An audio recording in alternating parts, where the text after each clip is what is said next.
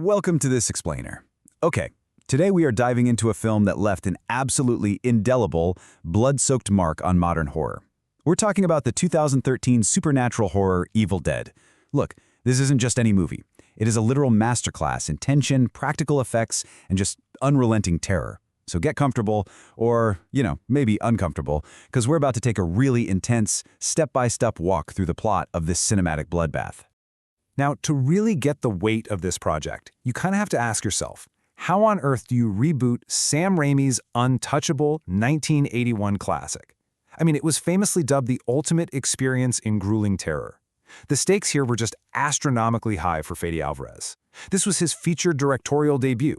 He wasn't just making a horror movie, he was stepping into a franchise with literally one of the most passionate, fiercely protective fan bases in all of cinema history. And man, those fans were skeptical. Actually, talks for a fourth Evil Dead film started way back in 2004, but original franchise star Bruce Campbell later admitted the whole thing just kind of fizzled out. Why? Because of extremely negative fan reaction to the mere idea of a remake. So it took years to get that engine running again. Finally, in a 2011 Reddit AMA, Campbell, who actually produced this film alongside Sam Raimi and Robert G. Tapert, hyped the whole project back up. He told fans, and I quote, "The remake's gonna kick some ass. You have my word." Shortly after that, it was officially a go. All right, part 1, The Cabin and the Curse, a tragic setup. Let's dive right into this plot. The tragedy actually kicks off right away with a brutal, cold open. Deep in the woods, a young woman is held hostage in a cellar. It's eventually revealed she's a demonic entity, and this forces her own father to set her ablaze and shoot her just to stop the evil. It's intense. Sometime after that, we meet our main cast arriving at that exact same remote cabin. And the tragic irony here?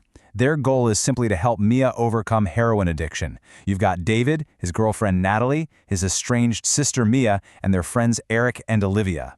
Now, Olivia is a nurse, and she and Eric note that Mia actually died and had to be resuscitated during her last detox attempt. So because of this whole setup, when Mia starts seeing these terrifying demonic doppelgangers, the group tragically dismisses her genuine supernatural terror as just severe withdrawal symptoms. But the real nightmare kicks in when David discovers the cabin has been broken into. He heads down into the cellar and finds a genuinely horrifying scene. We're talking rotting animal corpses scattered everywhere, a worn double-barreled shotgun, and this incredibly creepy book called the Necronomicon. And then, Eric makes the ultimate fatal horror movie mistake. He finds his creepy book bound in barbed wire, and he decides to read an ancient incantation out loud. Yep, he officially awakens a malevolent ancient force. At that moment, the woods literally awaken. A terrified Mia tries to flee in Eric's car, but she ends up crashing into a nearby swamp. As she frantically tries to escape, she is hunted down by the demon. In what is easily one of the most grueling sequences in the film, she is trapped and assaulted by possessed vines. It's right here at this horrific moment that the demonic entity officially takes hold. She is possessed. Back at the cabin, the physical horror ramps up so fast. David makes a gruesome discovery. His dog, Grandpa, has been beaten to death. Then he finds Mia in the shower intentionally scalding her own skin with boiling water. Realizing something is just terribly, terribly wrong, David tries to rush Mia to a hospital, but the woods won't let them leave. A flooded road traps the entire group at the cabin, and Olivia is forced to administer a sedative just to knock Mia out. So that brings us to part 2, the Taker of Souls, the rules of the book. Let's see how this curse actually works. Trapped in the cabin with this entity, Eric realizes he has to consult that book to figure out how to survive. He discovers some absolutely terrifying rules. He learns this entity, the Taker of Souls, actually has a quota. It must claim 5 souls to unleash an ultimate evil known as the Abomination. He also learns there are only 3 ways to purify a possessed person and stop the spread: live burial, dismemberment, or burning. And this dark, twisted checklist, it basically structures the absolute chaos for the rest of the film.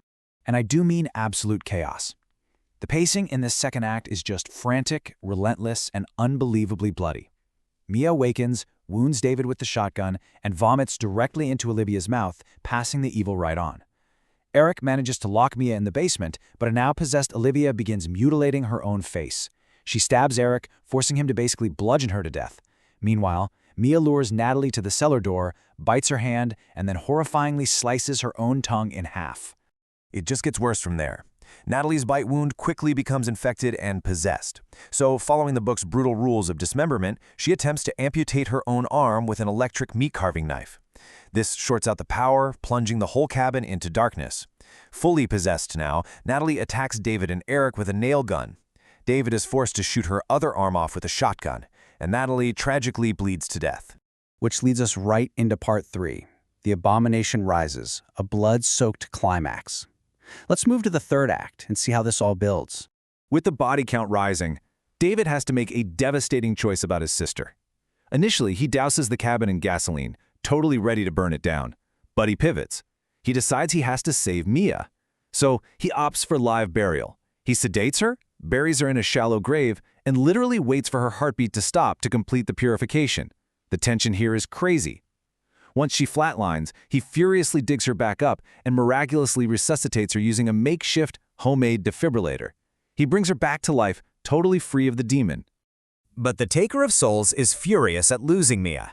It immediately possesses the corpse of Eric, who had died from stab wounds while protecting David just a bit earlier. When David goes into the cabin to grab his car keys, the possessed Eric attacks. Realizing they're trapped, David locks Mia outside to keep her safe. He then sacrifices himself by shooting a gasoline can, blowing up the cabin, and destroying the possessed Eric. But here's the kicker. By doing that, David's death fulfills the prophecy. He becomes the fifth and final claimed soul. With those 5 souls claimed, blood literally begins to rain from the sky. The abomination rises from the earth to kill Mia. In this massive, chaotic final battle, the abomination overturns David's Jeep, completely crushing Mia's left arm. To get free, she pulls and pulls until her own hand is torn off.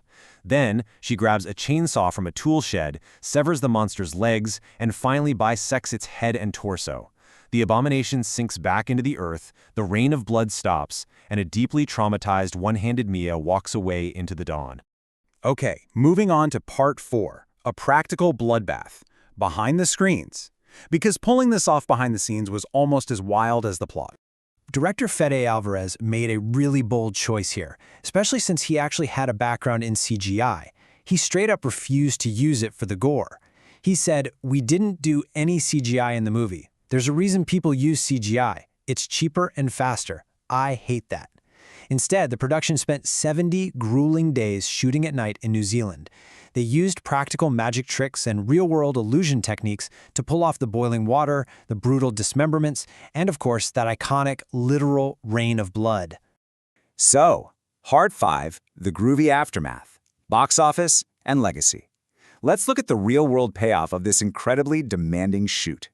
Was all that practical work, the intense fan scrutiny, and an initial NC-17 rating worth it? The answer is a resounding yes. The film raked in a massive $97.5 million at the worldwide box office. It totally proved that Alvarez's practical effects gamble and his unwavering commitment to extreme horror was a massive financial success. And this brilliantly illustrates just how staggering the margins were. Made on a relatively modest production budget of $17 million, the film pulled in $25.8 million in its opening weekend alone. It finished first at the box office, immediately recouped its costs, and then just kept climbing to that massive $97.5 million global total. Critically, the film sits at a 64% on Rotten Tomatoes. That shows a divided but still largely positive response. Jane Levy received universal praise for her incredibly demanding performance.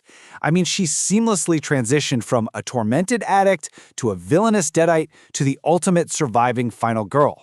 Many horror outlets hailed the film as unrelenting and terrifying, but, it wasn't for everyone. Critic Richard Roper gave it 1 star out of 4. He criticized its heavy reliance on gore and basically said he was sick of movies whose only goal is to gross out the audience by torturing the characters. But for the diehard fans of the franchise, the film delivered one last perfect Easter egg. In a brief post-credits scene, the camera focuses on a shadowed profile of Ash Williams, the iconic protagonist of the original 3 Evil Dead films played by Bruce Campbell. He simply utters his signature catchphrase, "groovy." It was literally the perfect bridge between the old generation of grueling terror and the new.